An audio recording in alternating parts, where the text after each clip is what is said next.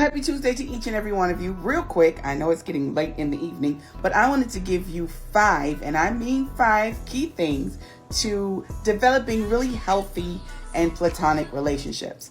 Now, the first thing that I want to let you know that your platonic relationships is where your friends are. And there's many different levels to those friendships, whether they're associates, they're people that you know, but they know nothing about you except, you guys say hello. And then you have your friends. You always hear me talk about, how close someone is to you by the level of information that they know about you. Okay. And then you have the besties. They know everything about you from when you was born. They know all your secrets. Y'all ever fall out, you in trouble, right? And so those are your platonic relationships. Now, let me give you 5 key things to look for in your platonic relationships. All right, number 1, developing connections without romance. It's going to be important that you have people in your life that you are okay to be vulnerable with, that they're not going to use it against you. Sometimes when we have platonic relationships, we have not really taken the time to see if the people that we're friends with, make sure that there's no kind of attraction there, because that becomes dangerous.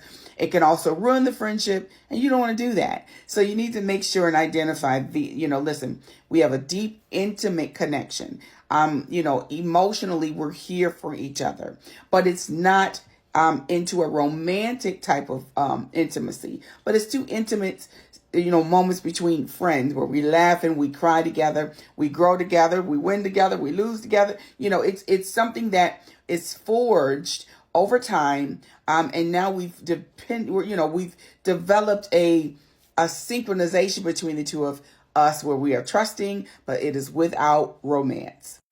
All right, number 2, you should have support and trust. Listen, when you have friendships, number 1, I want to know that if I need you, are you going to be there for me? Can you support me if I need you to? Can you be there and I trust you? Do you know how many friendships are ruined because you can't trust the people that you're friends with? And you're just like, I can't tell you nothing because I don't know if you're going to run back and tell the world. That's when you begin to realize this isn't a healthy relationship. And it's going to be important for you to weed those out so that you can be able to be with people that you can develop trust with and that support you emotionally, physically, mentally, even spiritually, so that you guys can have a deep intimacy forged through friendship and knowing that you've got each other's back. All right, number 3, you got to have clear boundaries. Yet again, I'm saying this again. You really need to make sure that you know the people that are around you, especially if it's opposite sex friends. You need to be sure that that person doesn't have feelings for you. Let me explain.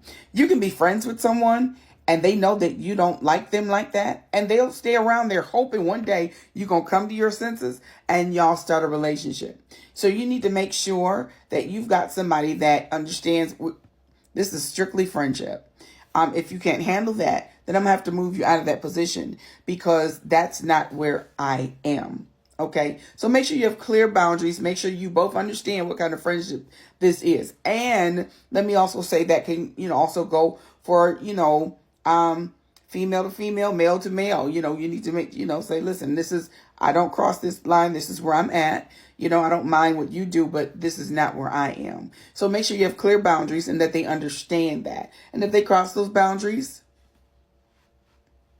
that's right, slide into the place that they belong. And that is not in your platonic friend category. Number 4, what are we looking for in these relationships? Longevity and consistency. Listen, most friendships last longer than even romantic relationships because you guys are there together. You've grown together. You know everything about each other. Whether it's good or it's bad, you guys are like 2 peas in a pod, right? And so it's something that we're always there. You're consistent. I call you, you call me. I come over your house, you come over my house. It's consistent. And then it's got longevity. No matter what goes on, even if you fall out for a little bit, you're going to come back together. Why? Because we've got longevity here. We've got history here. I'll never forget my best friend, God rest her soul. One time I was upset. And I was like, well, you got married now and you can't be hanging with no single woman and blah, blah, blah, blah, blah. And I remember she said, you don't get to just call me and break up with me. Yes, I got married, but that don't mean that we can't be friends. And I bust out laughing. I was like, break up. I said, you act like we're in a relationship. She said, not that kind of relationship, but we are in a relationship. She said, and it will break my heart if me and you weren't friends anymore. That gave me a whole new insight on friendships. It really hurts when you and your friends are not, friends anymore. It's just like right now, she's with Jesus and there's some days I got to pick up the phone and call her. I can't, so it's, make sure that you understand the longevity of your friendship and that you stay consistent with each other, because it's important that you to know somebody's got your back, thick or thin, no matter what. Okay, number 5, independence and freedom. Let me tell you something. I am not just friends to one person. Okay. I have the freedom and the liberty that if I decide to go hang out with another one of my friends, I can do so without somebody calling. Now, girl, why you go out with them and you didn't invite me? And right now you got all this drama going on, and you have to say, listen, we're not in a romantic relationship. You're my best friend. Okay. I hang out with you a lot, but they don't like that kind of movie. I want to go see that movie, and my friend so-and-so says she'd go with me. Okay, if you've got a friend that's always kicking up dust because you didn't invite me to something that they don't even like in the first place, you may need to check that, because that's now crossing a boundary, right? So that line has crossed. Now I need to come back and say, honey, them lines that got blurred for you. This is not a romantic relationship. This is a friendship. And if you cannot handle that friendship, then you may not need to disconnect. That can also happen with the opposite sex. I had a friend that was in love with me. I mean, it was, well, actually 2 of them, but this one was worse. And when I would start dating people, he was harassing the people online, just dogging them out, and I would be so furious with him, like, stop it. And so there are times that I literally would cut off our friendship because of how bad it would get. I'm like, you're crossing a line. You're stepping into an area that you have no business. Now, it's one thing to say, you know what? I don't really like him. Because you really see something wrong.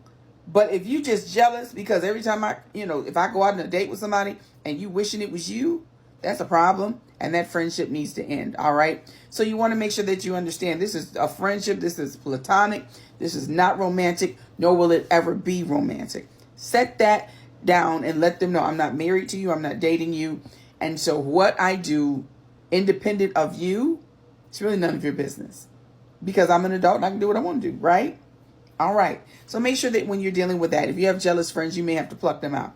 If they're over controlling and smothering you and carrying on, baby, get out of that, because that's prison, and it don't usually end well. So make sure that you are understanding what is going on with your relationships, and you fortify the ones that are great. Hold on to them, because life may be short, but there's a long time to be able to love on your friends. All right. So make sure you do that. There are your 5 keys. You guys have a great night. Bye.